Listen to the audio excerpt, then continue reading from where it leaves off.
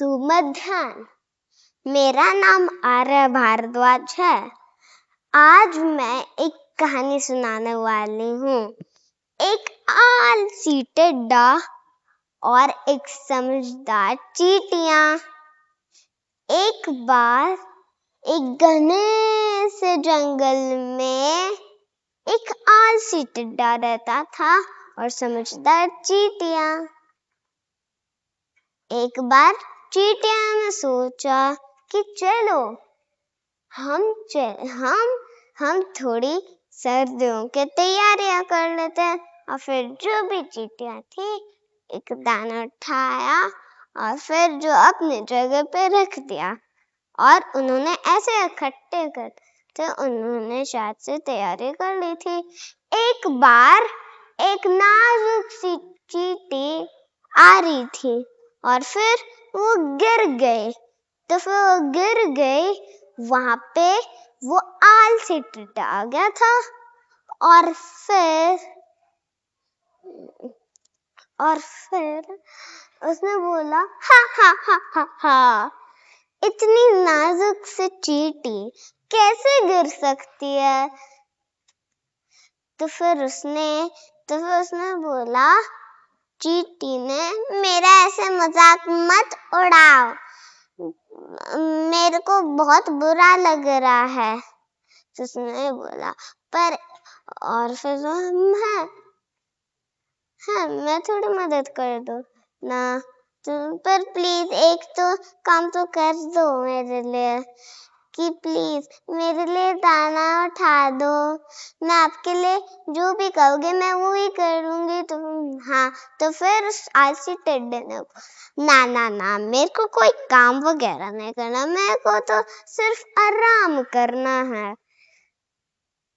और फिर जल्द ही सर्दियां आ गई थी और फिर चींटियों ने जो भी सामान था वो तो इकट्ठा कर लिया था और जो आलसी टिड्डा था उसने एक भी दाना भी इकट्ठा नहीं किया था। और फिर उसको बहुत सर्दी लग रही थी और वो रोने लगा और उसको बहुत भूख भी लग रही थी। और फिर उसने सोचा, अगर मैं कुछ खाऊंगा भी नहीं और मैं ऐसे नाजुक सा रहूंगा तो मैं तो पक्का मर जाऊंगा। तो उसने सोचा और फिर जोर जोर से रो पड़ा।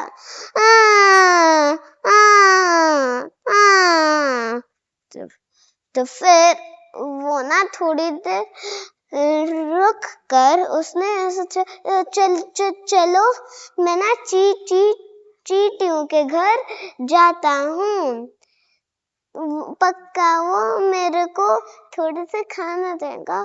तो वो चल पड़ा और फिर जब वो आया तो फिर उसने दरवाजे पे खटखटाया।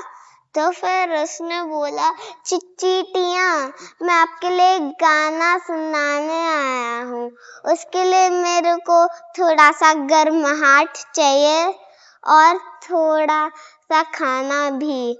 तो फिर उसने ये बोला और फिर जो चींटियां ने बोला, नहीं, हम आपको एक पैर भी नहीं अंदर आने देंगे, क्योंकि जो आपने करा आपको उसका भी तो एहसास होना है। और अब ये है आपकी सजा कि आप हमारे घर में नहीं आ सकते।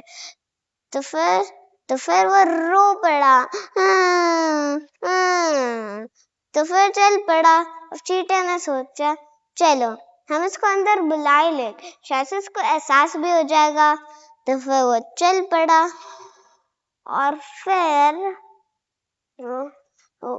उन्होंने बोला, टिड्डे हमारे घर पे आ जाओ, हम आपसे गाना भी सुनना चाहते हैं और हम आपसे और हम आपको खाना भी खिलाएंगे।